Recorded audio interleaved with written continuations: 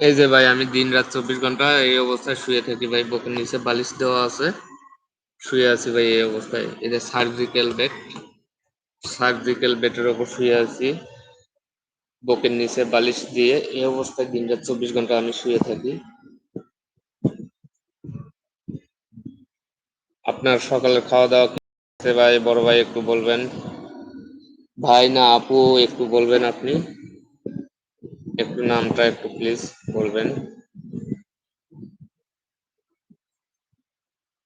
আমি ইংলিশ পড়তে পারি না, একটু বাংলায় একটু বলবেন ভাই প্লিজ।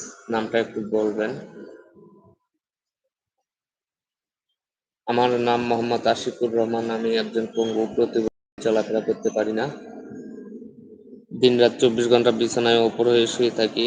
অনেক কষ্ট হয়। ভাই লিখেছেন আপনাদের বাড়ি কোথায়?